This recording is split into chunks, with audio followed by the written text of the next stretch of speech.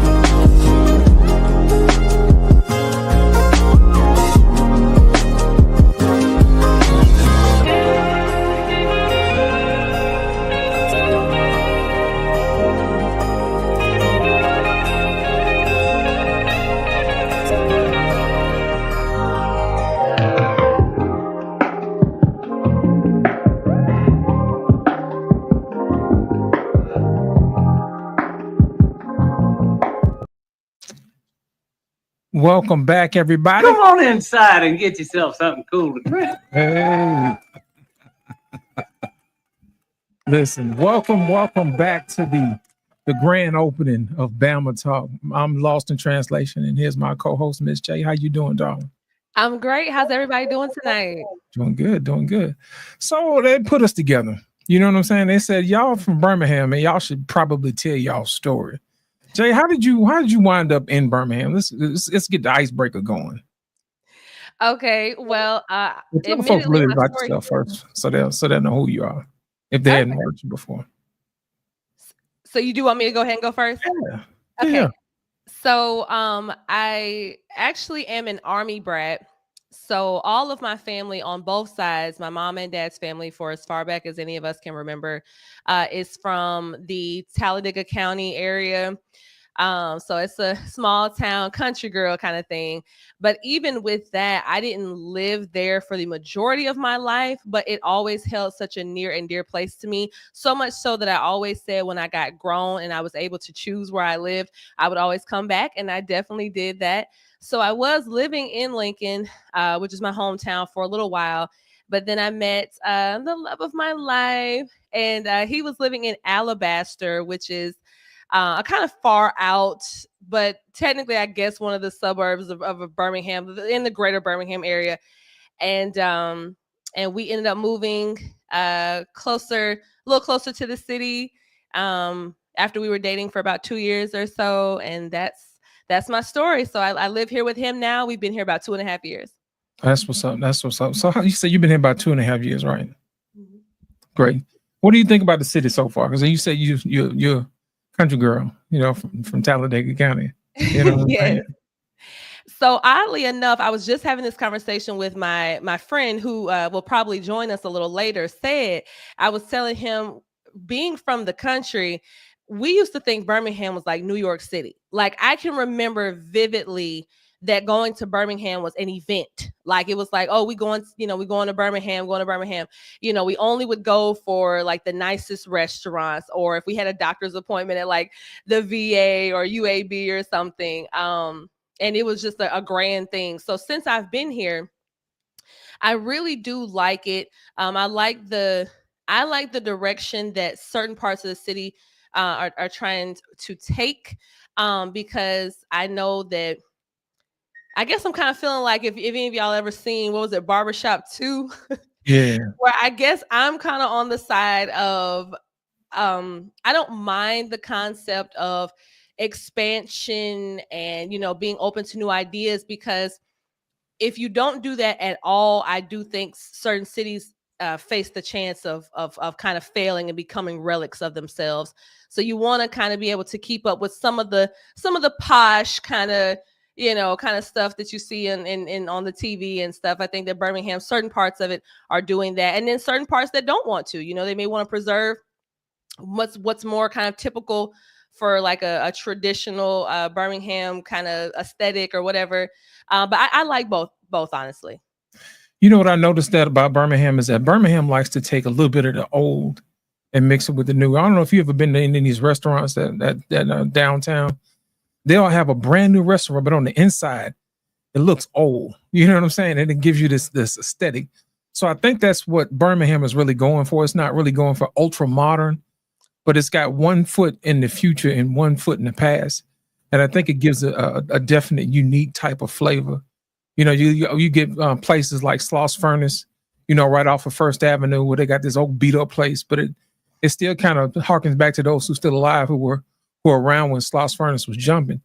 Right. And now it's basically a museum. So I think eventually Birmingham is probably going to have more museums than anything else. You know what I'm saying? Yes. They definitely love that kind of eclectic, just like you said, some of those just older, but more like traditional landmarks are just very, revered places in the city. Like, I definitely see plenty of those. And even like you said, sometimes they'll have like the place might look newer on the outside, but it may look older on the inside, or vice versa. Right. So they definitely got 1 foot in, 1 foot out. And I think as far as finances goes or the economy goes of the city. Of course, I don't know those numbers specifically, but I would argue it seems to be doing well. It seems to be development and expansion. And, with social media helps, to get the word out about things and events that we have going on and stuff. Because I will say to anyone watching, don't think that Birmingham is like my best friend, when we were both still living in Kentucky, because that was one of the places that we landed when my dad was still in the Army. I talked about, of course, moving back home, like I had always said, but I wanted her to come with me. I was like, why don't you move with me? Neither one of us are married. We don't have any kids. And she was like, girl, I wish I would move to Alabama. I was like, well, I'm talking about moving to the city. Like, I'm talking about living in Birmingham. She's like, no, it's still Alabama. I'm not going to lie. It made me a little mad. I had to get her told a little bit. Because I'm like, first of all, it's just funny how Alabama just has this, I would say, besides Mississippi, we are like the go-to joke of like a southern state. Like if anyone wants to make fun of an accent or something, they'll say, oh, you talk like a Bama, a country Bama, and this kind of thing. So they don't even know that, like, for people who are from the city part or even closer to the city, it's honestly very different than country living anyway. It's almost like two different worlds. Right. You know what I like about Alabama? Alabama gives you a little bit of both. It gives you a little bit of country and it gives you a little bit of city. I don't know about you, but I appreciate the country from time to time. You know what I mean? It gives you a place to escape. And I think a lot of times when people from the country, they come to the city to escape where they're from. So it has a little bit of something for everybody.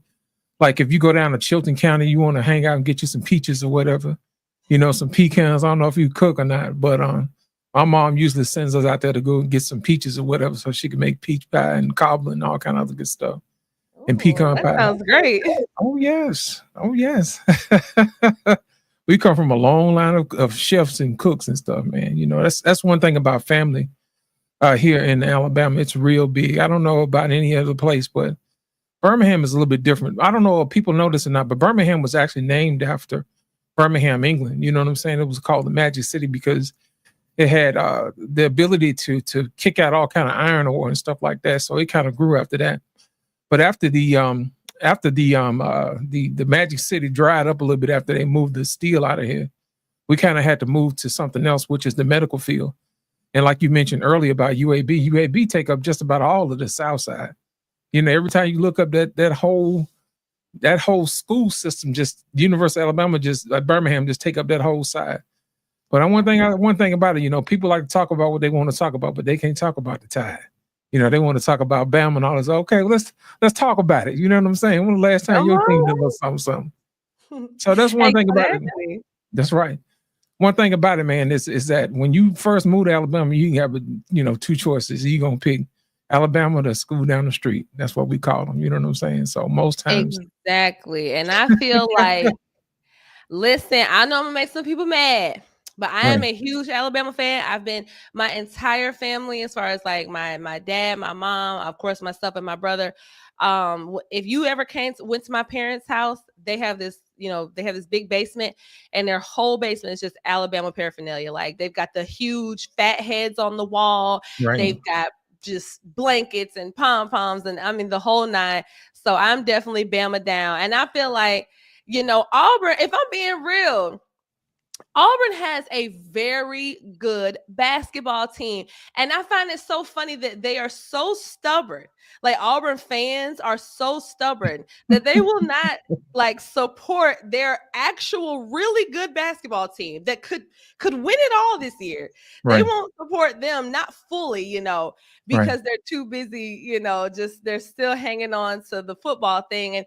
And honestly, hey, everybody's got to have that kid brother that wants to tug on their shirts and stuff when they play outside. So, we'll let them keep hanging around for a little bit. Right. People don't realize Alabama's a home to a lot of good rivalries, man. And Alabama and Auburn is the Iron Bowl. If you guys are not familiar with that, that is the premier rivalry. I don't care. You can put anybody else together. You can put Notre Dame and SC and Michigan and Ohio State, Texas and Texas A&M and all this other stuff, but it ain't got nothing on Alabama and Auburn. Usually it's for the whole marbles. Somebody going somewhere, you know what I'm saying? And something's going to be on the line. That's usually how that is, but that's one of the things. Then also we have the Magic City Classic too. Have you ever been to a Classic yet? I think I've been twice. Alabama State versus Alabama A&M. That is our stuff. That is HBCU heaven for us. You know what I'm saying? We have everybody come in from college, meet your homies or whatever and your homegirls, and everybody meet up at the old gray lady and have us a cookout and have the battle of the bands. And man, let me tell you something. If you ain't never been to the Magic City Classic, you need to come. I mean, the city really puts it on for them, Hold on. It really does. I was trying to go to my, I'm so sorry. I was trying to go to my page and click the link from my YouTube page. And I forgot that when you go on there, I got that video playing. I don't know. Did you guys hear that? What's that?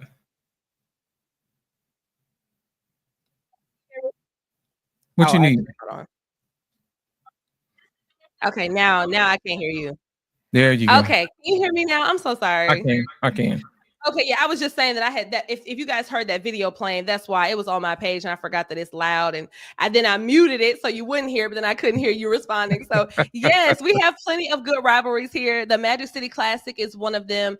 Now see, here's where I figure that the reason why BMU and even yourself, why y'all probably even wanted to do this at all, like to have this type of collaboration, is because the show that we were doing, when I mentioned that I was living in Birmingham, I did say some things, saying some negative things, I guess I'll say, about the current state of the city.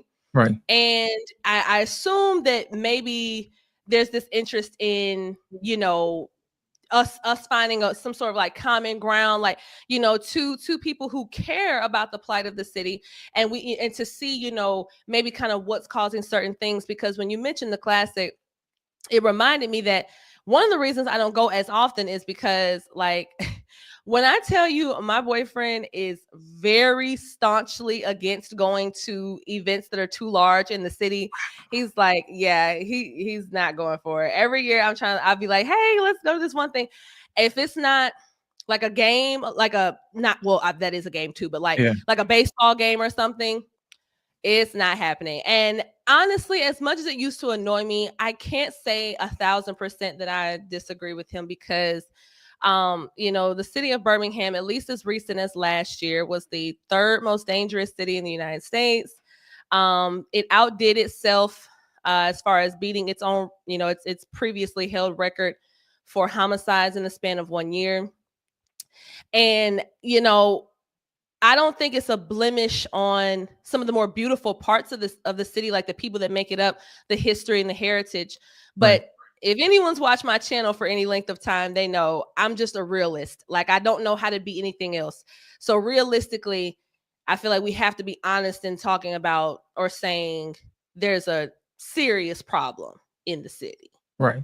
Well, you understand that Alabama's a red state, but Birmingham was a blue city.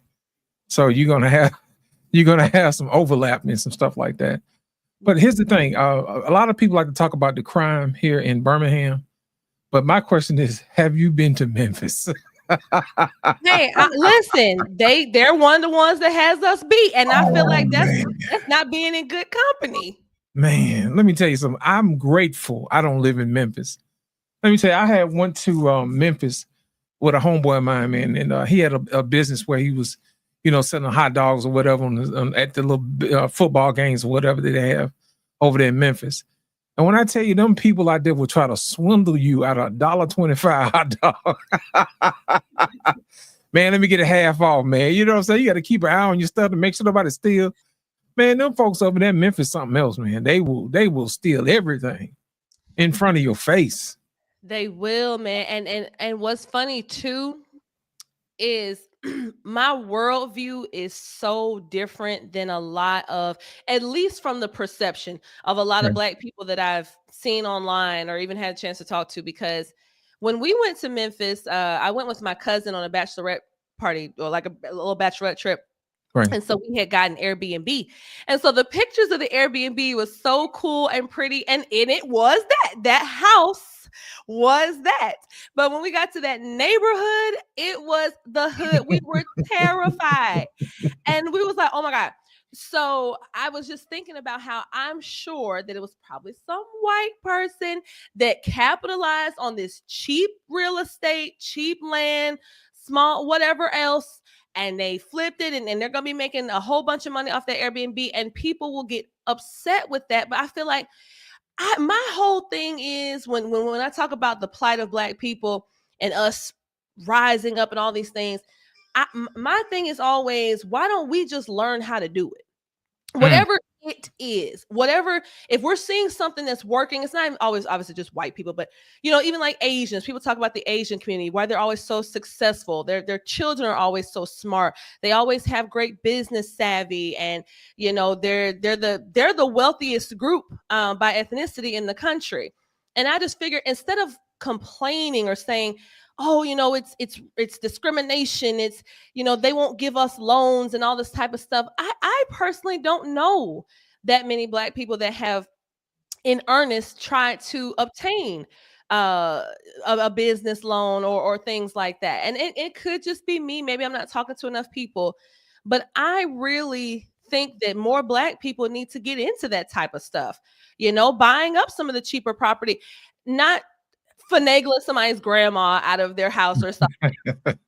Selling their family house, if there's an old rundown house that no one has been to forever, find out who owns that property, see if they'd be willing to accept like 10, 15K cash if you have that type of money for an investment, and get it going, man. I'm glad you mentioned that, because I think when people like to compare demographics, sometimes it's not always a fair demographic if you don't understand exactly what all goes into it. Just a minute ago, you talked about Asians, and I just so happened to be a TikTok refugee who went over there to China. I learned a little Chinese, little ni hao, you know what I'm saying? Right. So to use red note, wasn't that what it's called? red note. Yeah. So I've been over there, man, for like about a week, and I got a few Chinese friends. And we started talking about the cost of living and what it costs to go to school over there. For them to go to university for a year is $700 cash. The average down here in America is about $20K per semester. I was about to say, that must be like per semester. Yes, per semester. So that is a huge difference. It's a difference when you can pay for school out of your pocket and be done with it. And not only that, when they get married, their parents actually buy them a house. You know what I'm saying? So I'm like, it don't get no better than that. You don't have no student loans. You don't have no house, no debt. All you got, think about it. That actually relieves a lot of stress. I guess they don't want them. I guess the mom and daddy don't want the kids coming back home. So they fix it. They're like, what? We're going to make sure you are on the right track. So right. You don't need to come back here. But if I may, go ahead. The only pushback I have to that is, you mentioned how cheap it may be to do some of those things in some of their native countries, but they still succeed when they get here. And I think, and Asians do still make up a large portion of, especially Ivy League college populations. Now, they may, in fact, I don't even know why I'm saying may. I know for a fact that they take advantage of things like, minority scholarships or something like that. But all minorities do that. Like any person who, if you can claim minority status and there's something for you, then obviously you would take advantage of that. But they still succeed when they're here. And I think that that's just a cultural thing. My interpretation of what's wrong with the Black community writ large is that we have a tainted culture, and we didn't always have it. And that's how I know we have it now, because we didn't always have it. If we always was like this, I probably wouldn't know any different, but I've seen enough, talk to enough people, my older aunts and uncles, my grandparents. I've seen enough films and documentaries on how prestigious Black people were in the 50s and 60s. I mean, walking in rooms with shoulders back and heads held high. It didn't matter who said you didn't belong there. You would prove that you did. We valued education. It was embarrassing to be quote unquote dumb. All these things. And now it's the exact opposite. And I feel like if we don't get a rein on the culture, we're really, really going to find ourselves in a bad place, an even worse place than we are now. Right. I don't think we value education like we used to. Remember back in the day when there was on the TV show, I think they had Lou Rawls, Parade of Stars, where they used to have used to raise money for United Negro College Fund. They used to be on Yeah, I don't even remember that, but I'm not is a terrible surprised. thing to waste. Remember that? Remember that from back in the day? And they used to raise money to send kids to school. And if you got a scholarship, you did what you had to do. So people really, they took the time out to make sure that kids had what they had to go to school, even necessarily they didn't get a scholarship or whatever, but they made sure that they set something aside. And people had pride in education. I don't know if you remember this, but in the 90s, it was like this real boom about people going to school. They had this whole, Bill Cosby and Hillman type of thing. And everybody was on TV going to school and making something of themselves. But along the way, I don't think we value education like we used to, Think about it. And I would argue, I'm sorry. Go ahead. No, go ahead. And I would argue that, and this is where, I see a lot of people high-fiving me in the chat now, but y'all might skirt left when I say this, because L.I.T knows, he knows I go there. I'm keeping it at about 7 out of 10 for tonight, but I would argue that even when we value education now, it's still not really that. Like, for instance, HBCUs. I'm not somebody who's just so tripping over myself over HBCUs. And the reason being is because I have seen firsthand how I know plenty of people who have gone to some of them. It's a lot of times very shoddy conditions for the dormitories, for the classrooms, for textbooks when people were still using textbooks and all these types of things. And I don't like when people say, oh, well, that's just because they don't have enough money. No, they get plenty of money. Schools like that get plenty of money, just like state schools. Like, for instance, Birmingham City Schools as the district. So that's what people might say is the inner city.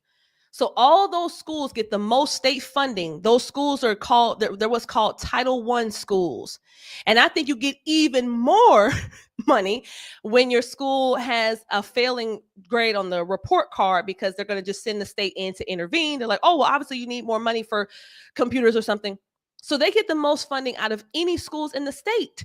So we can't say it's just a money thing. Then you may ask, well, what's happening to the money? Well, the same thing at the HBCUs. The presidents and the chair people and the higher ups, they're padding their own pockets with that money. That's corruption. That's a cultural problem that people who have been endowed with caring about the future of our upcoming, brightest, have basically said, well, as long as the door is not completely hanging off the hinges, you should be fine. And I'm going to go home to my beautiful, nearly mansion-sized house way somewhere else and drive here every day to sit in my big old comfy office. I don't know.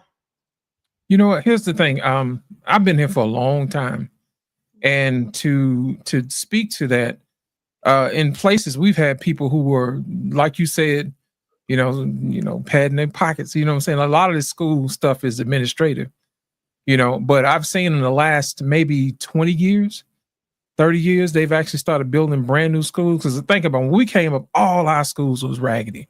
We had like window unit air conditionings and all type of foolishness. But I think that we started getting brand new schools. But the sad part about it is the school that I went to, it burned down. But those kids were going to go to the new school, the new Jackson Olin. But the thing about it is the population is starting to shrink. So I'm thinking is that, you're building new schools, but what are you filling them up with?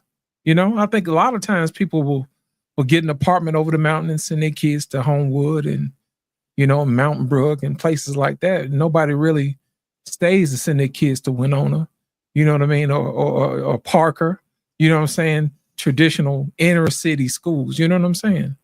Do you have children, if you don't mind my asking? I do not. See, and neither do I, but as a former educator, I had an opportunity to work in a capacity with children that most people never have. And I mean, never, not even parents. I saw a side of children that not even their own parents would ever see, likely, because kids feel very much in their element at school. They link up with their friends and this kind of thing. And I'm gonna be honest when I say, I can understand why a person would say they don't want to send their kids to a city school. And the reason I'll say that is because the behavior is out of control. It is not normal teenage behavior. And that could be for any myriad of reasons, but that's just the truth. The truth is they're having a humongous teacher deficit. When I tell you every time I turn around, there's an opening for a new teacher position. They're doing this thing now where they do the program is called Edgenuity, but basically this like hybrid online thing, because they literally cannot find teachers that are willing to physically come and work in the classrooms. That's for several reasons. One, of course, the child behavior, but two, if the kids are being bad and you can't do anything about it, that's like, that's crazy. You know what I'm saying? That's what turned me away from the profession. If I'm being just transparent, you want to make a difference, and all the things that people say and all the platitudes and the euphemisms, and I promise you they're true and they're real. You make a difference. It's very fulfilling. But unfortunately, in years recent, the juice just wasn't worth the squeeze. I mean, the level of anxiety that I had at my last job was immeasurable. Like, it was changing me as a person. You know what I'm saying? And yes. And so parents can see that type of stuff. You know what I'm saying? They go to open houses, or they just kind of, abreast to what's going on in their community. And they know, they know that these kids are, kind of wilding out. They don't have maybe the structure that they're trying to provide for their kids. So they say, look, until Beham City Schools gets it together, unfortunately, we're going to have to send our kids over to Hoover. We're going to send them to Mountain Brook or wherever else until they figure it out. Listen, let me ask you a question. I saw a question in the comment section from Trey Fur. He said, we need more Black men in education. Let me ask you a question. In your school system, how many male teachers were there? In mine or Coach Ferg? No, in yours. Oh, okay. Yeah. Let's see. On my hall, there were 3, but to be honest, I think those were like some of the only ones in the building. I just think they all happened to be on my hall. Couldn't have been more than 10. And you got to think, you're talking about an entire staff of teachers and stuff, several dozens. Couldn't have been more than 10 or 8 to 10. Yeah. The reason why I asked that is because when we came up, we had a lot of male teachers. You know what I'm saying? Even our coaches were teachers. You know what I'm saying? It wasn't none of this cutting up. And then the kid part about it is that some of the male teachers were actually some of my cousins. So I really couldn't get away with nothing. So they'll call my dad and, hey, your boy up here acting up. He was like, you know what to do. You know what I'm saying? So I get it at the school and then mess around and get it at the house. But I think that really speaks to what you were saying earlier about structure, and how could we institute structure or give them something that they can do that's creative. When we were in high school, I think they separated some of us. Some of us were honors classes, but we really didn't have to deal with all of that, And my brothers, they were like in the regular classes, but for the honors classes, we pretty much stuck together from 9th grade all the way to 12th grade, and we kind of knew each other. We did homework, with each other. We kind of bounced ideas. All of us were in the same extracurricular stuff, either band or some type of SECME program with, Southeastern Consortium for Minorities and Engineering, stuff like that.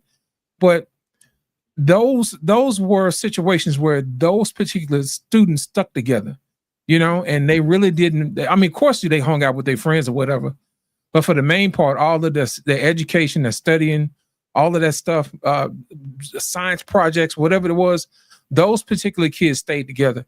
So I think that made a difference. And even when I think back, when I look at some of my class reunions, some of those people who are in the honor classes, they're still sticking together. And I look at the professions and what they do.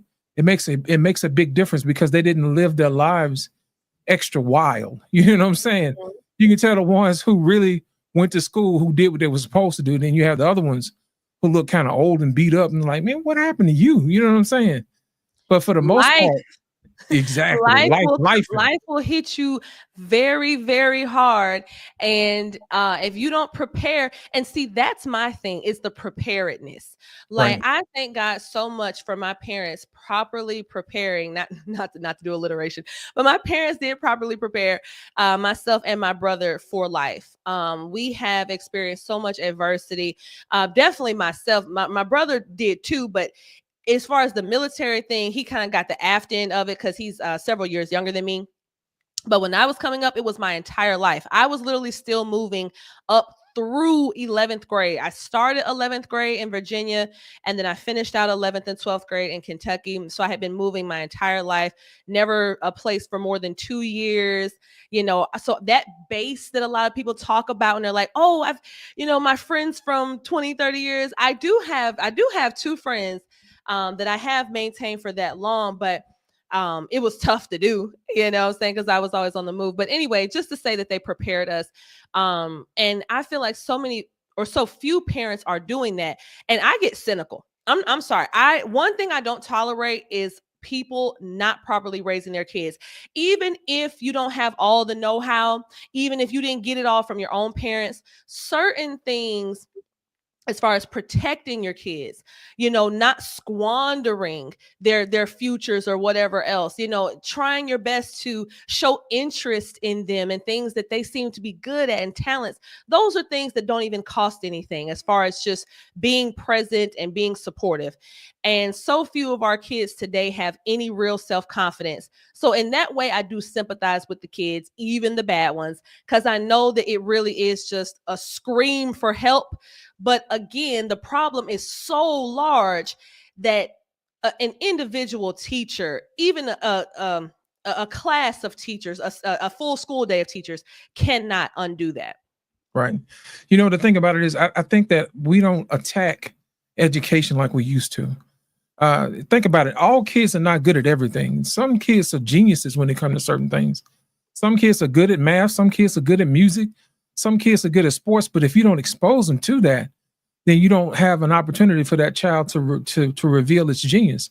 So my thing to you is, as far as extracurricular activities for kids to latch on to, the school system that you came from, did they have any extracurricular activities that kids look forward to doing? Yes, the school I was at most recently. Am I coming in clear through the mic? Clear, crystal clear. Okay, great. The school I was at most recently, they had a great band program. And look, that might be kind of giving it away, but because I don't like to talk, I don't like to get into too much personal details, because because we're actually here, say we are actually here in the city. So, I don't want to ruffle too many feathers, but they had a great band program, and I want to say a good band and basketball were their bread and butter. A lot of kids did play football, but I'm not sure if it was just like a coaching thing or if they've never particularly had a good football program, but definitely a lot of kids that played it. And I will say, I felt somewhat of support from those people, like the coaches and the band, band directors, stuff like that. I felt like they would say things like, hey, you let me know if that kid's cutting up. And honestly, those kids that were in those things, maybe they weren't some of the worst ones. So I think there is something to be said of keeping kids occupied and stuff. And but then it's not 100% kind of thing. Now that I'm thinking about it, some of the ones that I think were some of the biggest pains for me, they were in stuff too. But it's just good to have regardless, because kids need an outlet. And then some of them definitely just need stuff to do after school, because they don't have, I'm saying, the parents can't afford certain programs or whatever to have them in, or just they're not there or whatever. And as much as we love to think that teenagers are grown people, they aren't. And they need supervision. Now, they can't be watched every second of the day, but they need supervision. And I used to overhear conversations with some of my students, stuff they said they had done the night before. And I taught 9th grade. So in ninth grade. And kids was like, yeah, I was at such and such house till like 1:00. And, we was doing this and this and this and this. So I'm just like, Christ almighty. You know what I thought about when you said squandering a child's youth? When we came up, music was an escape for us, because that was universal. You know what I'm saying?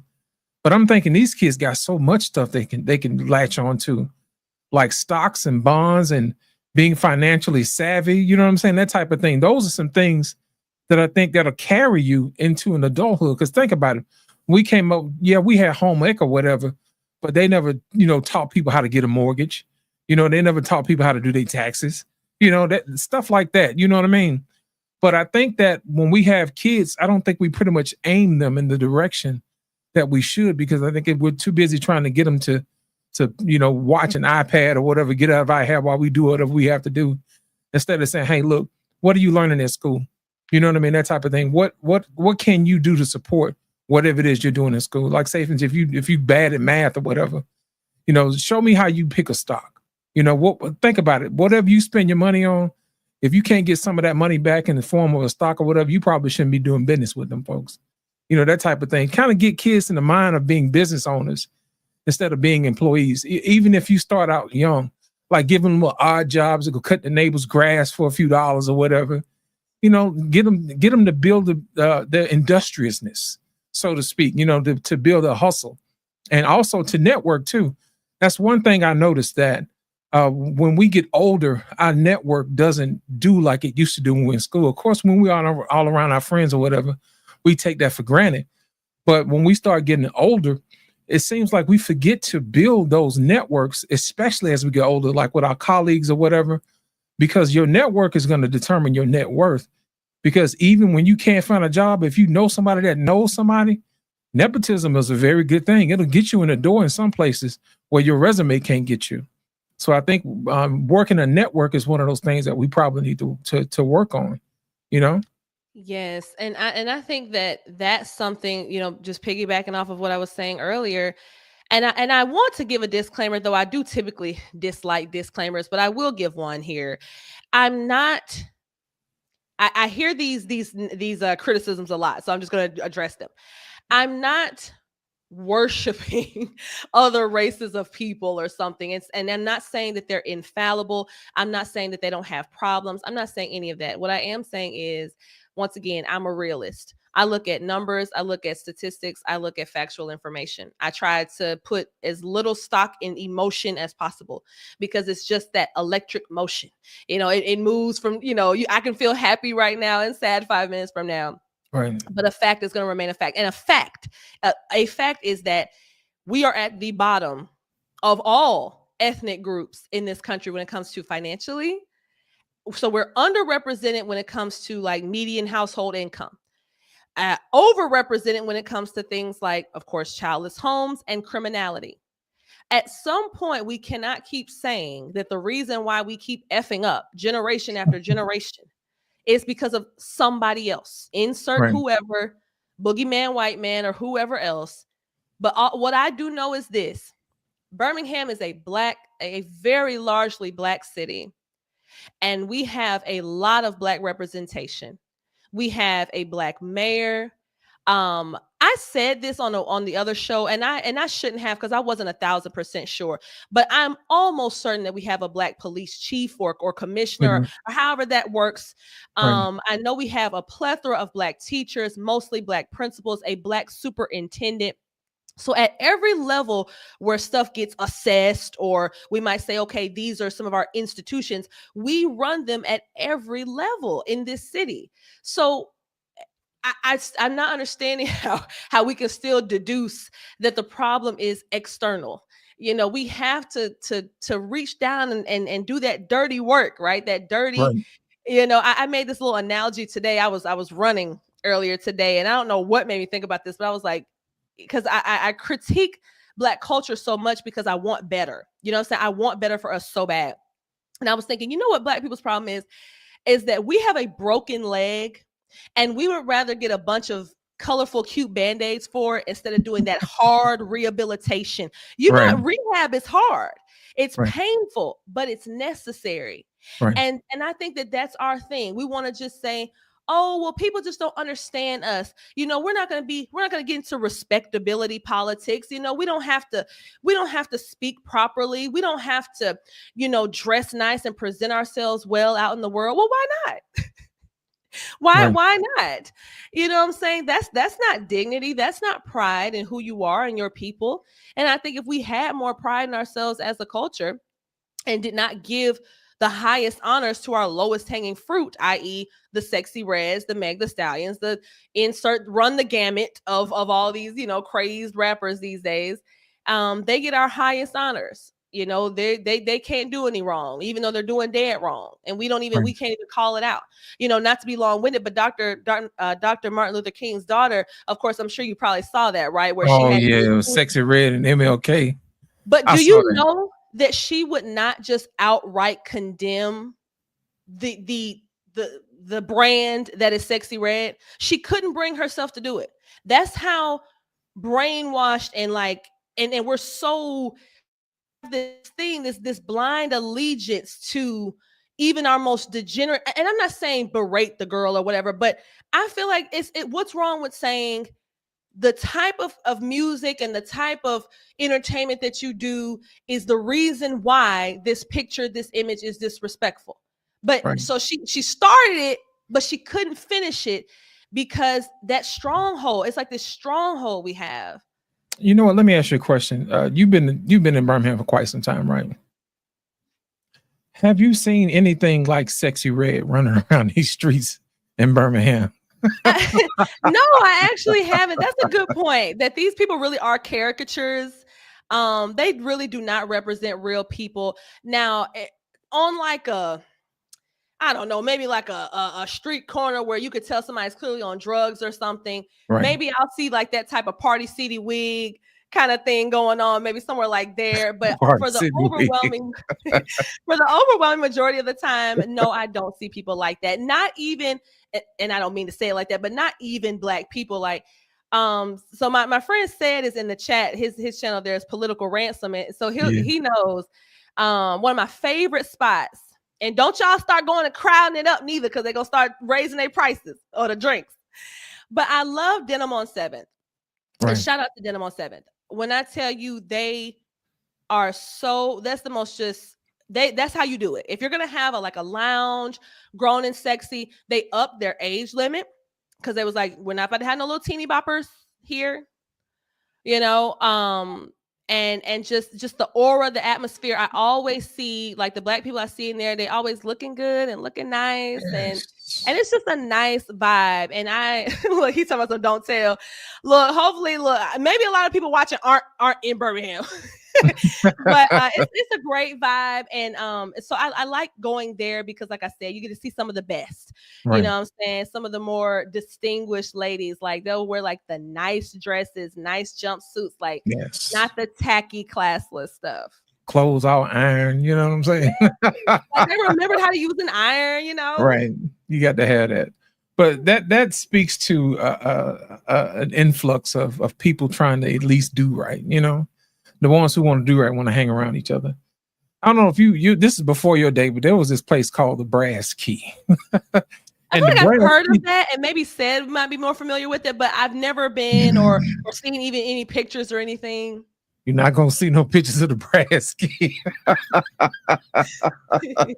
Let me tell you about the Brass Key.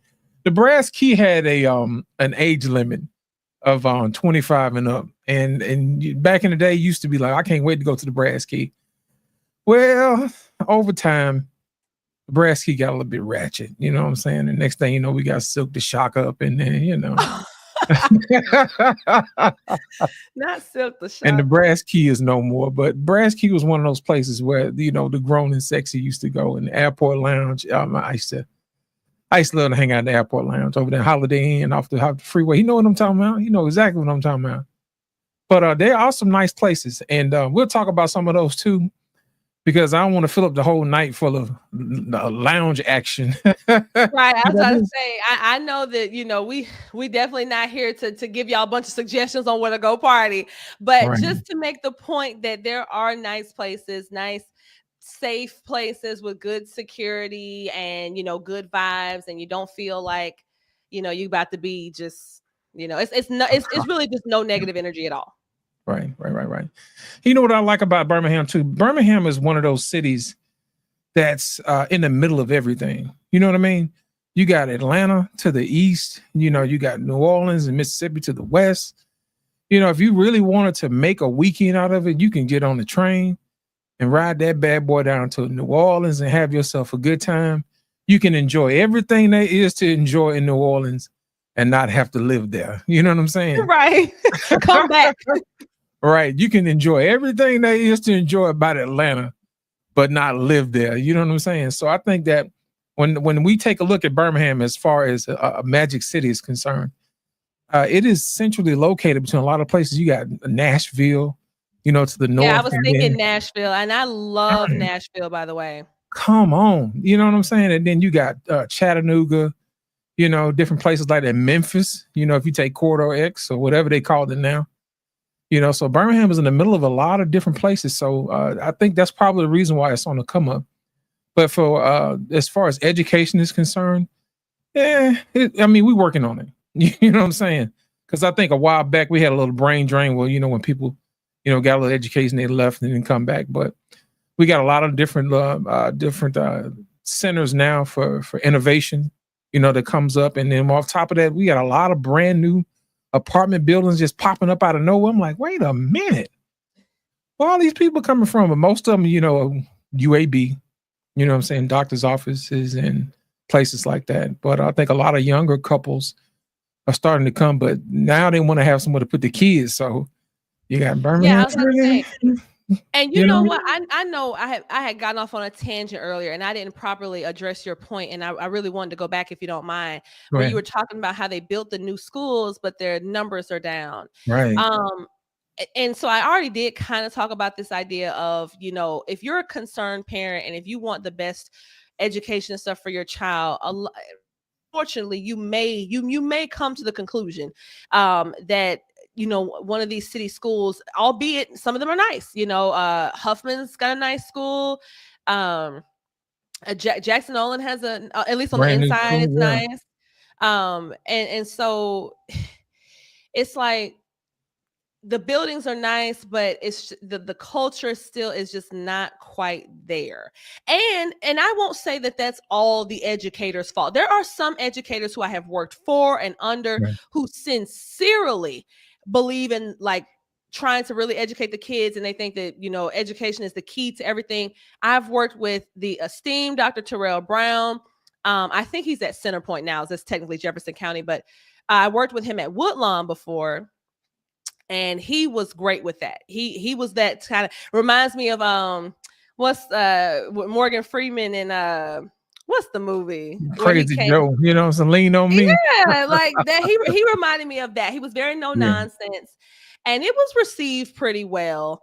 But the thing is, I think that sometimes, I think Sid even talked about this in the chat, as Black people, we have a thing where we really, at least it seems like, we think that other entities or people are going to save us. Like even school is not going to save us. Like it's gonna start in the home.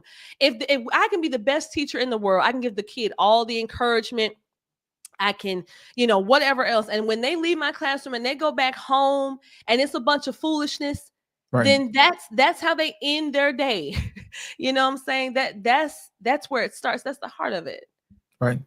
But here's my thing. If the parents don't know what to do, then it's going to be a problem. You know, it's kind of hard to teach your kids the right direction if you don't know yourself. So I think it has to start somewhere. And I think we might have to re-educate the parents, you know, at some point. And then when the kids become old enough to have their own kids and say, hey, look, you know, we expect this out of you guys. So and I think a lot of times we have to get people used to wanting better for themselves too. You know, sometimes we get used to living at a certain level, you know, and we think that's where we're supposed to be. And we get comfortable, you know what I'm saying, instead of moving up to the next level. But I think we have to get to the point where we have to let people know it's okay to do better. It's okay to want more. It's okay to dream big. You know, they associate that with whiteness. And that's what I'm telling you, I promise you, I know this for a fact. When you start talking about stuff like, hey, I don't know, something about a big house, or, want to live a certain place, or do certain things, or want your kid to go to a certain school or something. They always equate that with whiteness. And of course, that's a turnoff, like an aversion. They're like, oh, or you're just whitewashed or whatever. Right. I'm sure plenty of Black people, not just myself, when I was coming up, I would hear that a lot. Oh, you talk like a white girl. I'm just like, what does that mean? And why do you associate nice things or intact families or a desire for a parent to want their child to do better, be better, to not be, as we say now, ratchet or whatever else? Why do you associate that with whiteness? Similarly, you associate the opposite with Blackness. Like if you hear, let's say, a politician use the word criminal, you automatically think they're talking about a Black person. But Right. that's your own internal bias. Because if you associate the word criminal with a Black person, then we have a bigger problem than we may know. Right. You know what I think? I think a lot of times, man, we just need to be exposed to seeing more. If you go back and you watch old videos, like maybe 60s, 70s or whatever, probably around about the 60s, 50s, so when everybody wore suits, you know what I'm saying? And everybody had fedoras, and the ladies were dressed real nice. You know what I'm saying? Everybody had, pride in what they do. I don't know if that has something to do with less distractions, but then again, those people had a good time. They had juke joints and everything and discos and music just like we did. But at the same time, we really looked at life a little bit differently. I think a lot of that had to do with we had to, you know what I'm saying? Even though our survival depended on it. But I think along the way, when people said that, hey, they'll allow us to shop over the mountain, I think we forgot about our own places, that need our own attention. And it took away our ability to run our own businesses, and it's starting to show. Yeah, I was actually going to ask you, because I know that that's one thing we kind of differ on, because when we were on the other show, we kind of talked about that. So I know you obviously won't just have all the answers or anything, but I am curious, like in your day to day, if you're ever thinking about these things, what does that look like to you? Like, how do you find that balance between you want to support Black businesses, but a lot of times, maybe the customer service won't be so good, or you want to do business with Black contractors or whatever else, and maybe the job is shoddy, maybe the business aspect wasn't really there, maybe they forfeited on some of their arrangements or whatever. And I know that those are stereotypes, and I know they hit people's ear wrong, but I also know plenty of people who have asserted that type of thing has happened to them. So we That's a can't great be question. dishonest. Yeah, that's a great question. And you know what I usually tell people? Don't focus too much on being a Black business. Focus on being business. And get the money from everywhere. You know what I'm saying? You want your product that you offer to be so good that everybody comes to get it. Chinese people don't turn white folks around when they want, some Chinese food. Black folks sure ain't finna turn it down when they want some, So my thing is this: when you think Black, what is it that you think of that we have that everybody needs? And I think we need to start there. You know what I mean? Figure out exactly what we do good and do that the best out of everybody else, and be proud of that. I think, when you talked about the 50s and the 60s, and of course I had mentioned that earlier too, because to me, that was like, at least from what I've seen, that seems like the golden era of Black Americans. And I know there was a lot of obviously racial, just, nonsense, craziness going on then.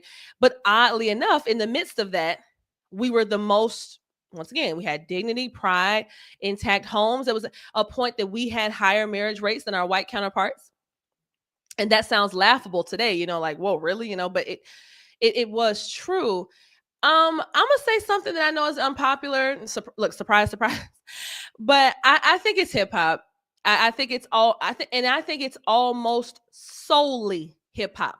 Like, to the point that I can almost pinpoint the era that Black culture devolved into complete chaos. And I know that hip hop is our baby, and nobody wants you to say anything bad about it. But I also know that things can change. What's the phrase? Sometimes the road to hell is often paved with good intentions. Right. Right. So when we started the concept of hip hop, it was this voice of the streets. You know, it was the pain, the anguish. It was almost like a different version of like even blues and stuff. Like blues music was kind of a lot like that, where they talked about real things and real kind of social and societal woes. And so that's how it started. But unfortunately, it evolved into something much, much different. And we should have been brave enough, big enough boys and girls to cut it off once it got to that point. Once it got to the point of just completely degrading our women and completely just disregarding our young boys to the point of just making them all think that not only are you all thugs, but you should aspire to be one, because the thugs are the people that you're seeing get all the girls and get all the attention and drive the nice cars and get all the respect in the community. So there was that huge shift, because we talked about how before the people who were respected the most were the people who were actually doing good things, the men who were genuinely masculine, not pseudo masculine, you know, the men who had their pants on right, not the ones who hung them off their backsides. And then it totally switched to where, you know, now we respect and give the most, not people like you and I, obviously, but the culture at large kind of gives the most, I keep saying respect, but just adoration to the ones that are, I call it just our lowest hanging fruit. And until we stop doing that, in my opinion, other cultures don't do that. I don't see any other culture that gives so much credence to their lowest hanging fruit. I know for a fact white folks don't do that. If you find let's say a nice suburb that's largely white homes, white people, whatever, and it's some white crackhead that find their way to that neighborhood, they not gonna make it to the end of the neighborhood before the police is called, and they gonna come and skirt them on out of here.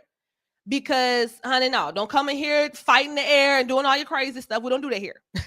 Right. You know what I'm saying? Even with hillbillies or trailer park, that's why they even have names like that. Hillbillies, trailer park trash.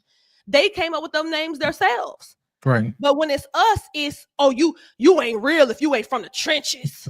You know what I'm saying? You ain't real if you ain't hood. You ain't real if you didn't grow up eating beanie weenies and peanut butter sandwiches.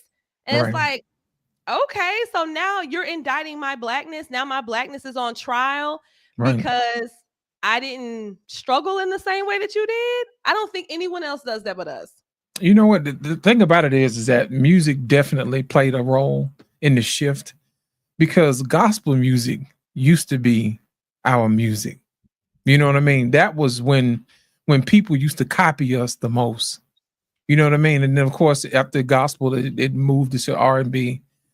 And early rap was a form of storytelling about what happened, you know what I mean, to people in the neighborhoods. And then after that, it kind of devolved into, you know, party music, house music. Then after that, gangster rap, you know what I'm saying? And then I think after gangster rap, I think that's when it started to take a turn like you talked about earlier. But in the South, it was always either gospel music or the blues. You know what I'm saying? And I think those two kind of were diametrically opposed, but at the same time, they still had you can still hear a little bit of gospel in the blues, and you can still hear a little bit of blues in the gospel. So I think it was easier for us to transition from one to the other, you know? And I think that being in the South, I think your music does play a role in how you view things. Because think about it, in the South, when you think of a man, it's a Southern gentleman. You know, when you think of a woman, it's a Southern belle. You know, it's a certain pride that you have as a man when you carry yourself. Say, for instance, if you go to somewhere like New York or whatever, and people hear you speak, they're like, oh my goodness, you're a Southern gentleman. See, they know this instinctively, that people from the South are kinder. You know, we'll speak to you when we say something, but if you go to places in New York, they be like, get out of my way, son. Yeah, they literally go out of their way to avoid human interaction, this kind of thing. And that's definitely not us in the South. And that's when I tell you, as much as I'm saying tonight, I am extremely proud to be from the South. Like I'll tell anybody who listens, I'm from a tiny town in Alabama called Lincoln. You may never have heard of it, but we have a lot of just history and pride and just excellence that has come from that place. But I will say that I guess I'll ask, like, I'm 31, so I'm a millennial. Do you think that it's possible that your optimism is coming from the generation that you are a part of? Like, I feel like if you don't, for instance, you said you don't have any kids, Right. and then, and like I said, I assume you're not an educator.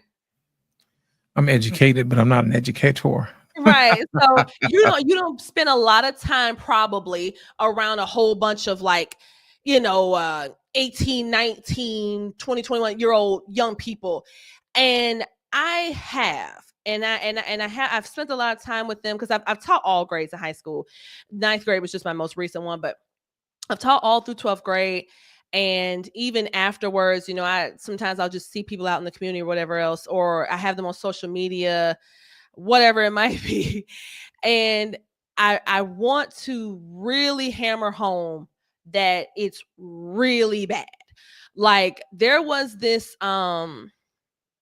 they filmed some music video, I want to say, at an Exxon or a Chevron. It may be Exxon or Chevron, very nearby Legion Field, very close by Legion I know Field. exactly what you're talking about. Yes. And so all the young guys had like the switches, which is of course where you put the sort of extension type of thing on the pistol, and it makes it basically like automatic, like semi-automatic.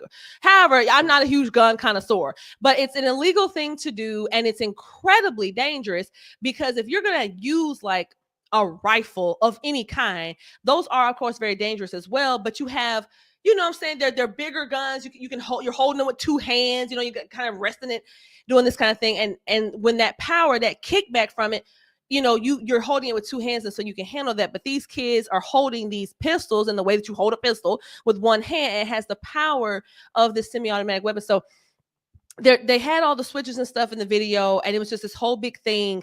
And so people were commenting on it. They were like, hey, this is stupid. Like, y'all know these are illegal. Like, why are y'all loitering outside this place? It was like several dozens of people, like well over 100 young people just out there dancing on cars, brandishing the weapons.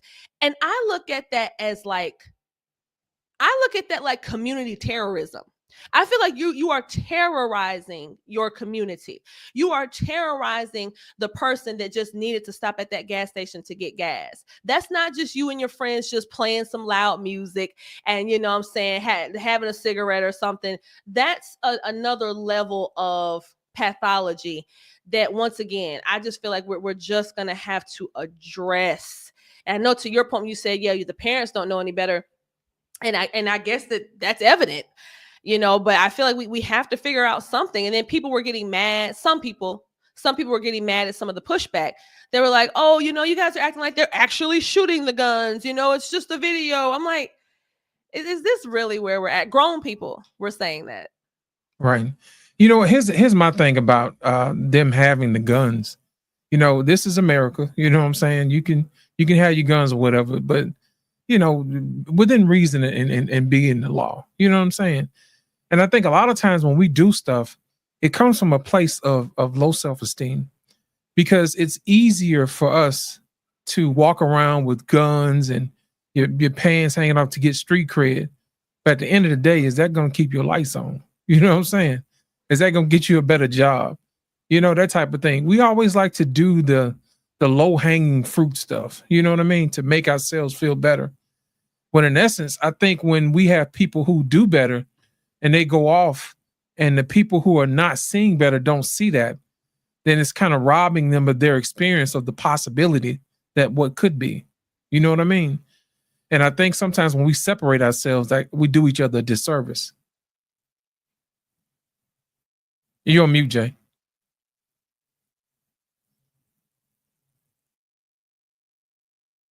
Go ahead.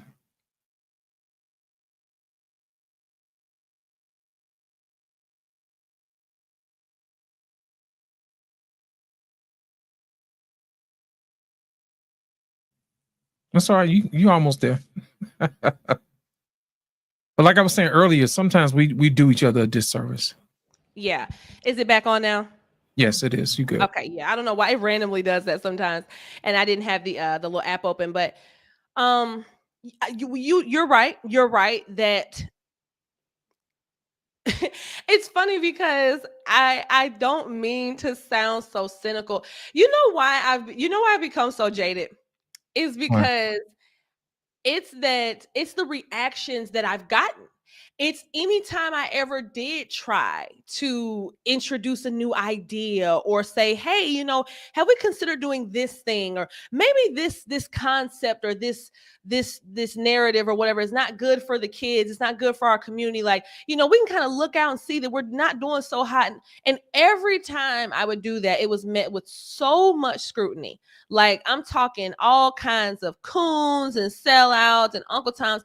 And I'm like, why do I have to be all of that for just putting a mirror to what we're actually doing? Like, I'm not making this stuff up. I'm not being hyperbolic. Like, you can clearly look out into your world and see that we're not in a good place. So when I think about Black flight, when I think about some Black people who are like, screw it. I mean, if y'all don't want to come together for a good purpose and really hammer out these issues, then we'll just go to a different community, wherever that may be, but a different Right. community where they do share those values. And it's weird because it's this balance of it where it's like, yeah, if all the good ones leave, then there won't be any left to help bring up the community. If all the people who have leadership thought processes, if they all leave, then who's going to do it? But people have to lower their pride a little bit. Of course, I don't mean pride like dignity. I mean pride like ego pride. People have to be willing to relinquish some of their pride and be able to listen sometimes, or at least be able to admit, like, hey, maybe we have a problem. Absolutely. You know what the thing about it is, it's easier for us to find people who are just like us and work with them. You know what I mean? And sometimes you don't want to break your neck, you know what I mean, by reaching back too hard. Sometimes people are gonna have to reach and say, hey, look, could you tell me how you did what you did? Those people are going to be a whole lot easier to be teachable, because those are the ones who are hungry for the knowledge. But at the same time, if they don't know we exist, do they know where to find us? You know, that type of thing. So that's the main reason why we have shows like this, to let people know, yeah, we got people that think, you know what I mean? People that do things around here from time to time. And I think that's a good thing. We may not get the numbers like everybody else does, because we have different conversations, over here. But at the end of the day, eventually they'll come by and they'll see it and they'll be like, you know what? They were really talking about something back then. I told Right. Blackman the other day, sometimes, man, we are usually about 2 or 3 weeks into the future, because by the time everybody else catches up with it, we've already had the show about it and discussed it and moved on to something else, Oh yeah, Black Man Unfiltered definitely, as a network, as a channel, just does really good work. First, if for nothing else, providing a platform to people, to content creators like myself. I've BMU, he's asked me a million times if I want my own show and stuff, and I always end up declining, because of course I have my own channel, and it Right. takes up so much of my energy and time. Right. That I couldn't fathom having like another show that I'm extremely dedicated to. Like with this, I feel like it's a little more casual conversation. Right. So it's not quite so taxing on me, but yeah, just it's really good work, and that's really where it starts. Like just things like that, just reaching out to people, networking, letting people know that all criticism is not meant to be, or none should be, but not meant to be harmful, not meant to tear down, but rather to confront truths. Like you literally cannot grow as a person without some discomfort, some some challenges. It's not possible. Your muscles don't grow without being torn down and being built back up. You know what I'm saying? The transition from a baby going from a fetus to a fully fledged baby, even that's very uncomfortable and painful for the baby. And so I just feel like that's my thing. I Right. feel like for me, I really want to do that. I want to be the person that, even if it's tough love, we just gonna have to get there some type of way. But I don't want us to just fade into nothing. Right. We're already not the largest minority group anymore in this country. Right. We can't we will fade into nothing if we don't figure out something. Well, the thing about it is, I think we probably need to find something that we're good at and stick with it, and don't be so worried about what everybody else is doing. You know what I mean? I'll give you an example. Back in the day, we used to be some heck of a farmers. Remember that? Man, we used to make everything grow. My grandparents had a garden. When I tell you they grew everything out of there, they had pears, they had apples, they had peaches, they had grapes, they had collard greens, mustard greens, you know what I mean? Tomatoes, anything you can think to grow in that yard. And I'm thinking to myself, as I got older, I'm thinking to myself, how did they grow all of that different stuff when all of that stuff needed different type of soil?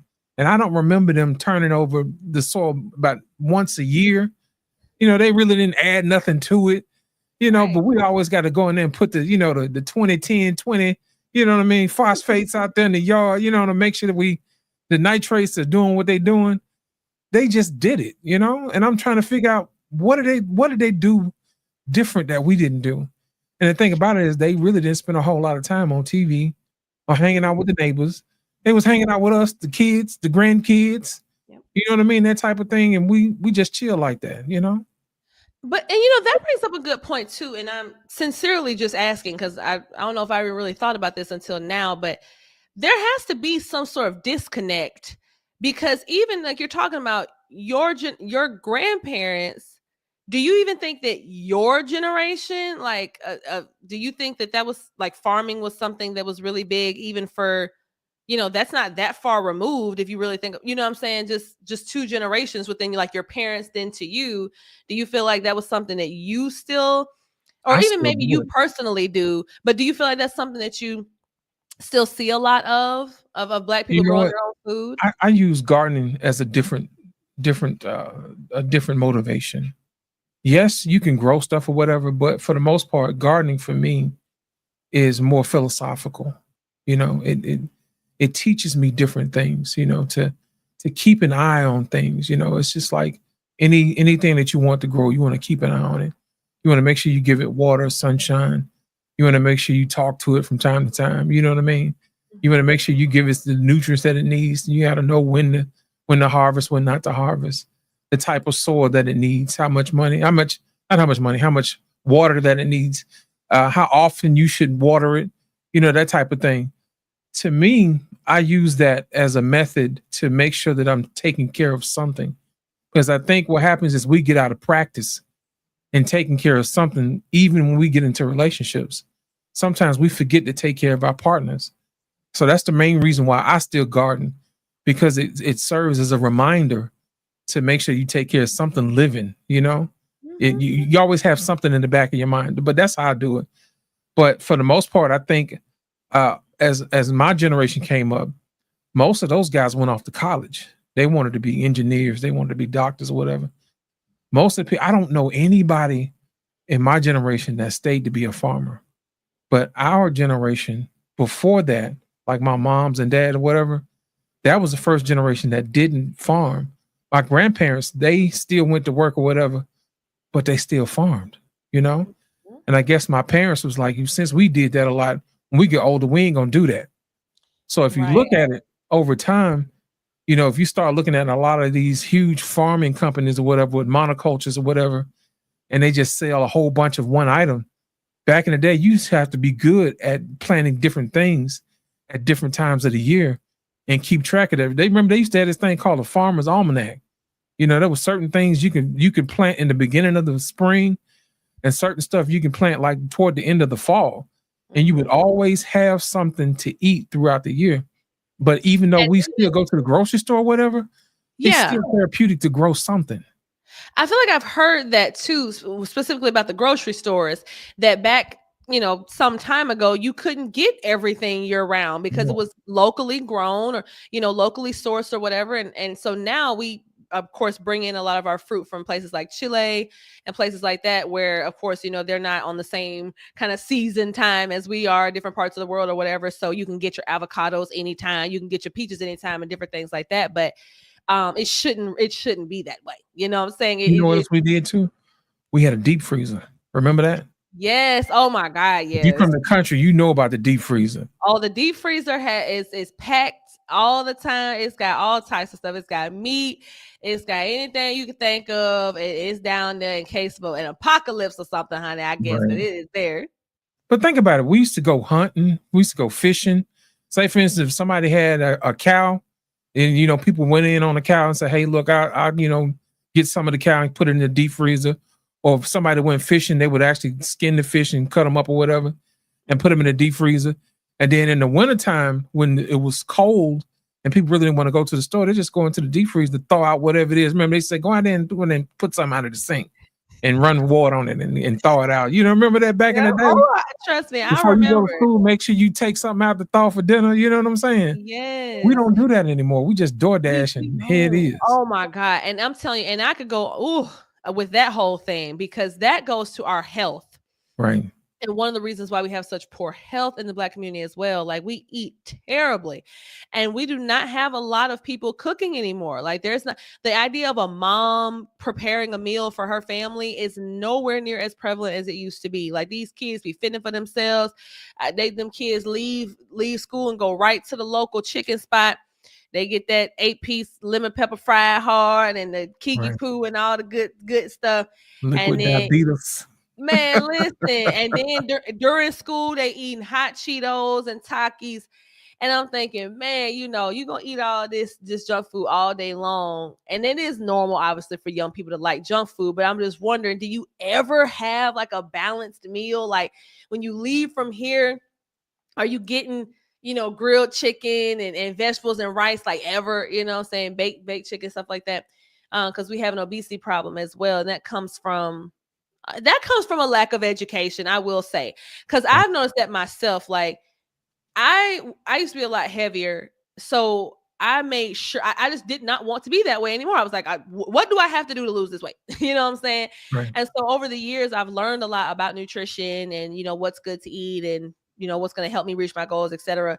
But sometimes when I'm having those conversations with, it could be anybody, a cousin, a friend, and they're like, "What? You don't eat this thing?" or "You eat this," or whatever. I'm like, I thought that some of this stuff was more common knowledge, like that it was common knowledge that if you want to build muscle, you need to eat a lot of protein. Right. Protein is really like the name of the game these days. Like if you really can't go wrong with consuming a good bit of protein. It's going to help you, help you burn fat, help you gain muscle. And fiber. And fiber, protein and fiber. If you eat those two things, you have no choice but to be on a good track. So, and I just that comes from some stuff you were talking about earlier, like how some people just don't know.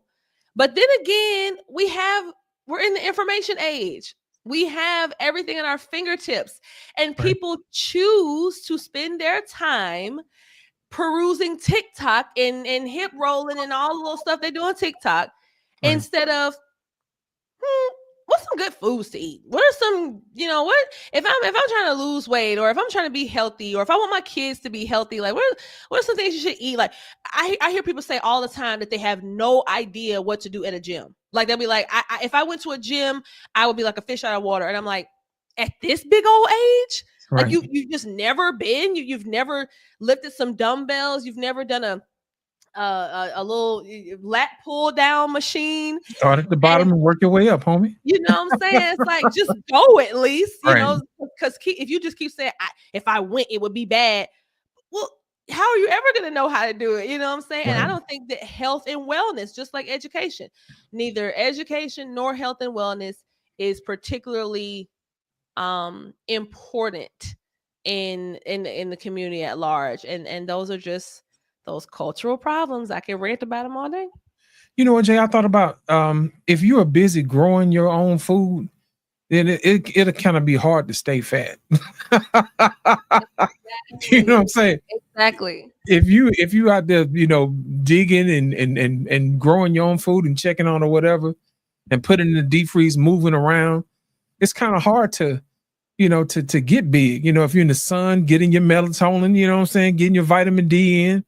Making sure everything. Think about it. If you're in the sun or whatever, your body is doing what it's supposed to do. We're supposed to be outside in the sun. Right. But now it's just like, we stay inside, fluorescent lights, You know, we always looking at these blue screens on our TVs, you know what I'm saying? That type of thing. So I think that when we get away from watching the screens or whatever and start getting back building relationships, I think it makes it easier. I think most of our relationship muscles have atrophied. You know, the slightest little inconvenience and it's over. I'm done with you. You know what I'm saying? That comes from social media. Like, have you Right. ever thought about just that? And I know, like, for instance, like even with this channel, I know it's more so like if all the men gather here and it's just like just a man show, Right. I think it's more so. It's not like it's not woman bashing. It's more so just like, you know, here are some of the things that men do experience with dating and relationships. And we live in a world that doesn't give any credence to anything men have to say about anything. So I understand, you know, why these spaces are important in that way. But I do think that some other channels that may have similar content, but they don't know how to do it in a way that's helpful. And I think that has played a large part in why we can throw the whole marriage thing out, because there are so many voices. I mean, so many prominent voices on Black YouTube or whatever Black channels or whatever that are just, I mean, to the point of urging men to not get married. And I'm like, listen, I feel like you don't have to throw the baby out with the bathwater. You can warn men about some of the things that could potentially happen if they marry the wrong woman. You know, say if you marry a woman who's clearly a gold digger or somebody who has never been known to make a lot of good decisions, she's not a particularly good asset to your life, then yeah, you can find yourself in a world of trouble. But if you find somebody that you have a genuine connection with, somebody who's your best friend, who goes along with your program, you know, gets in line with the vision that you have for the two of you or whatever, that you've struck gold. And it would benefit you. The proof is in the pudding. Married households with married people make the most money. Right. Even if only one person is working sometimes. I don't know how that maths. I don't know if it's just that, you know, if you're a man who, you know, if you're making enough money to sustain a household by yourself, you know, you probably have a good work ethic, or you figured out how to work smarter and not harder, Right. and all these things. But I don't like that toxic, you know, man versus woman rhetoric. Like I'm really over that. You know what? I think probably we need to start having real conversations. You know what I mean? I'll give you an example. Say, for instance, a guy meets a chick and she says, hey, you know, you're going to buy me a Birkin bag. You know, he should really stop and say, do you really need a Birkin bag? I mean, for real. Why you need a Birkin bag? You know what I'm saying? Do you feel like you're going to be somebody if you get a bag? It's literally skin of a cow. You mean to tell me the skin of a cow is going to make you feel special? You know, how you going to tell your kids that you feel better because you walking around with the skin of a cow? Come on. I never thought about it like that. For real. You know what I'm saying? Let's talk to each other for real. Let's stop all the BS, all the finagling. You know what I'm saying? I like you. Hopefully you like me. You know, that type of thing. Let's really get to know each other and stop all this foolishness. You know what I'm saying? I ain't gonna try to buy you or whatever. And you ain't gonna try to trick on me or whatever. You know what I'm saying? And meet out there 20 in the front and 40 in the back and all that other foolishness. You know what I'm saying? It's time out for all that. Let me get to know who you are for real without all this other stuff and insecurities or whatever. I promise you I'm not gonna judge you. You know? See, and I think that whole thing where they're trying to encourage women to be like, basically all women to just be gold diggers and looking for the next trick. So much so that they will, I don't know if people realize, maybe they do, maybe I'm preaching to the choir, but I don't know if people realize that when women get BBLs, especially in places like Atlanta or these bigger cities, they are literally investing in, like, that's a financial investment on their part. They are trying to fulfill the look, the visage of this, of course, unrealistic woman or whatever, so that, you know, the guys with the ballers will come after them. That is an actual thing. It is not just, well, I'm a little insecure, you know, I got a little extra belly fat and my butt's flat or something. No, it is literally, the girls that I see with the Birkin bags that seem to be going out of the country every month and womp womp womp, this is what they look like. and this is how they started. I remember when homegirl was just regular and plain, and I didn't see her on no plane every other week. But now that she got this BBL and they're gonna have to bury her in a guitar case, now she's popping. So they will really do that. And I think that for men, my advice, you don't have to take it. I would say to steer clear of women who are obviously extremely vain. That vanity is not, it's not coming from a sincere place at all. I'm not saying date a woman that's lowly and homely and don't know. Because baby, J-Mac gonna put it on. Okay. J-Mac gonna put it on when I leave the house, but it's not it's not overly done. I'm not about to go get cosmetic surgery and stuff to look a certain way. Honestly, those are usually things to avoid. If for nothing else, this woman is a financial liability. She's willing to spend $10,000, and sometimes that might be on the low end. If she's willing to spend $10,000 to give herself a fake butt, she's probably going to be a financial headache. Yeah. So those are the questions that we need to answer. Hey, what made you decide to get a BBL? Just out of curiosity. You know what I'm saying? Did you see your homegirl with one, or did you think you'll look nicer? Did you want to get more attention?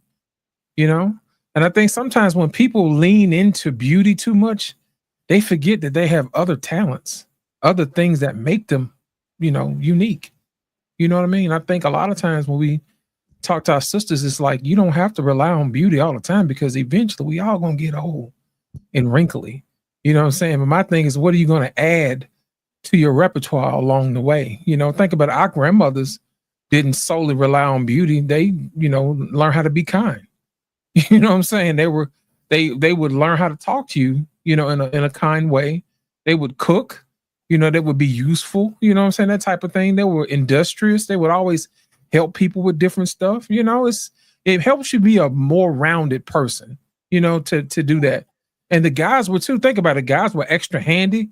When stuff broke, you just fixed it. You didn't go to the store and buy a new one. If the leg on the table broke, you just go in and get you some super glue, some nails and some screws, take it out the back, drill a few new holes in it, put it back together, sand it down, and you keep it pushing. Back then we didn't, replace stuff. We fixed it. And I think that's what's wrong with a lot of relationships these days. It is the concept of, we live in a microwave society, period. So everyone's just so used to everything being just bam, bam, bam. Even you got to think about online dating. Like, think about how that changed the game. You have literally access to thousands of people. And with the literal swipe of your finger, you know what I'm saying? You can just be like, no, yes, no, yes, and no other time in human history have we had this. So we don't have longitudinal data to show how these things are going to affect us. But in the short term, it's already been extremely negative, because on a dating app, all you have to gauge this person is how they look. It's how they present themselves. So it naturally will make people more superficial.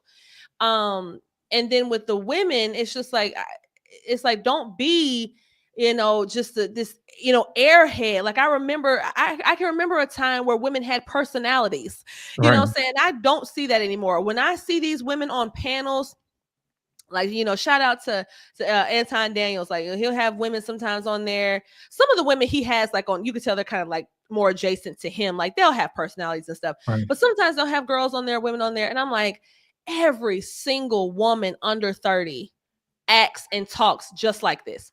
It's like they're just carbon copies of one another. All their talking points when it comes to men is, the money he makes and the money he spends on me, and I'm not going on coffee dates because da da da da da da. And it's just like, and here I am, just quite literally happy to spend any time at all with my man, because he's, saying he works so much. Right. So, just us being on the couch and watching a movie and stuff is usually good for me. But of course he takes me out and stuff. But and honestly, I'm really spoiled. And I think that came from me asking for so little, like, such as far as superficial stuff, that I think he just was more like, hey, like, I don't mind to do these things for you because you don't seem entitled to them. Like, you're not giving me the vibe that you feel entitled to it. And most of the women that act like that are some of the worst women to have. They have terrible attitudes. They don't want to contribute anything. And I'm Right. just like, dang, you know. But I want to say to your point that you said about building, getting some screws and hammers and stuff.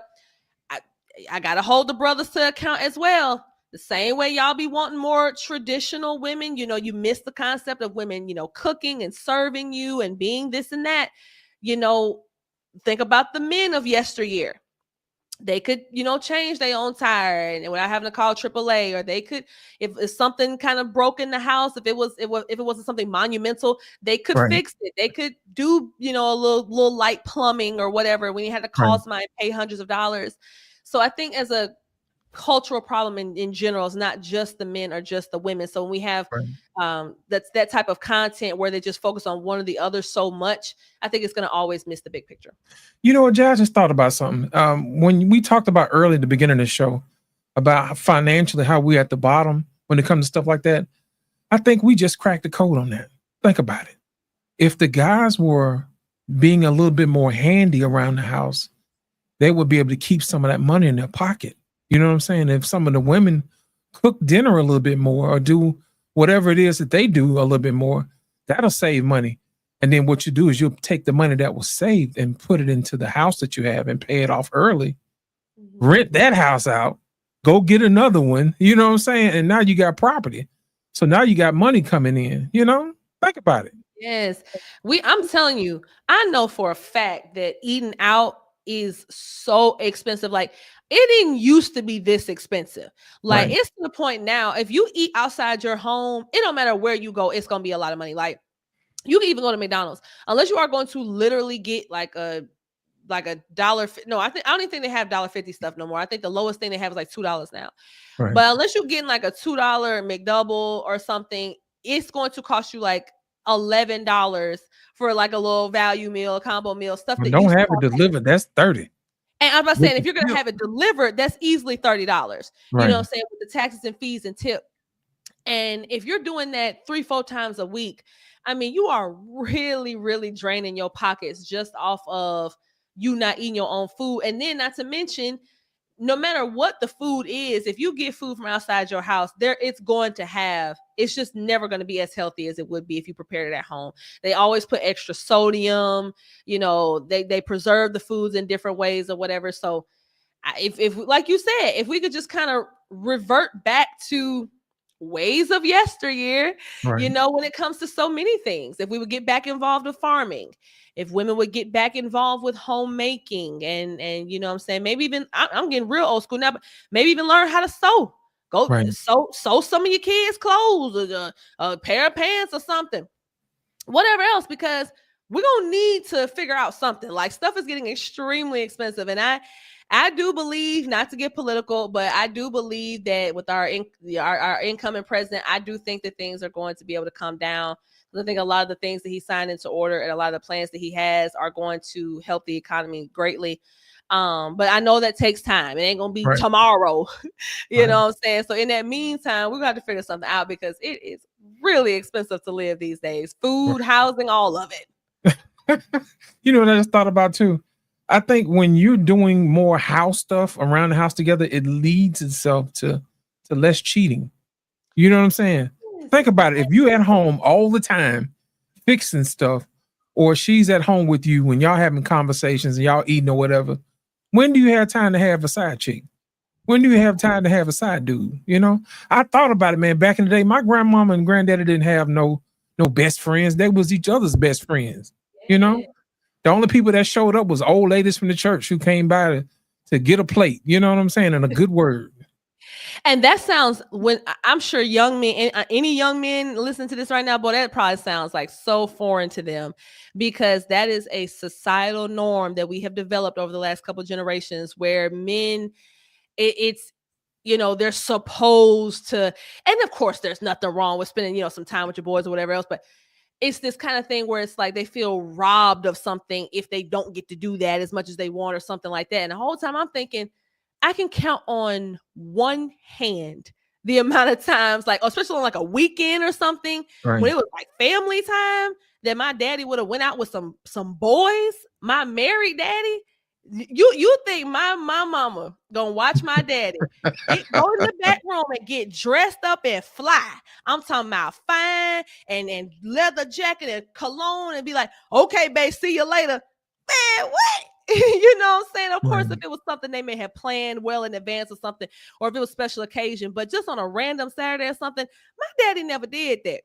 He was, if anything, him and my mama went out and we'd have a babysitter, or they'd all be at the house and we spending family time, or just in our separate corners of the house or whatever, you know. So I think that I think that some of those things just they foster this. We already work more than we ever did, work outside of the house more than we ever did in times past, and that definitely breeds for cheating. I have seen marriages be totally dismantled. When I worked at a manufacturing plant. I worked at Honda. I worked at Honda for like 2 months. That's all I could give it. and during them 2 months, I saw Lincoln. Listen, boy, they was running us ragged. I said, baby, let me tell y'all something. You ain't got to worry about Matt coming back. But anyway, I was there and I saw 2 marriages literally like dissolve right before my eyes. There were these 2 people on my line and they were both married. And it was so obvious that they were so smitten with each other. Like they all day long with the flirting and the touching and this kind of thing. And so when I left Honda, I overheard over some time, some people was like, hey, you remember such and such from our line? I was like, yeah. They said, they both left their spouses and they call themselves together now. I said, that is insane. That's what they do. That's what they do.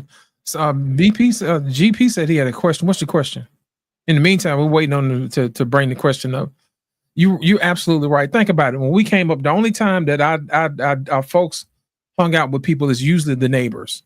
You know what I'm saying? Like, say for instance, if our neighbors, mamas and daddies to their kids didn't get home, they would stay with us and they would eat dinner. You know what I'm saying? That type of thing. But that was about it. Everybody in the neighborhood who lived across each other from the street, everybody knew each other. You know what I'm saying? Community. We kind of looked out for each other, you know?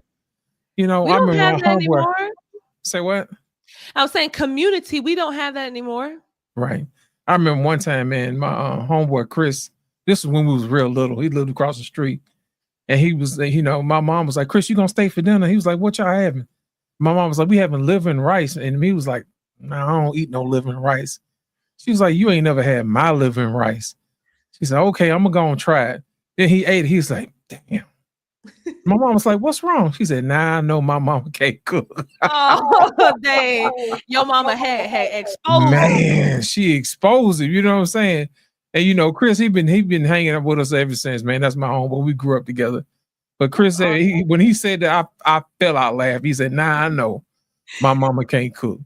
So anytime Chris came up, we was cool for him to eat. We was cool. Do you know that same concept could apply to like a man? Like, how sometimes you don't need to be dibbling and dabbling, because if you, I don't know, let's say some lady from your job or something, she's like, hey, I have I'm making some dish, and I can bring you some tomorrow or whatever.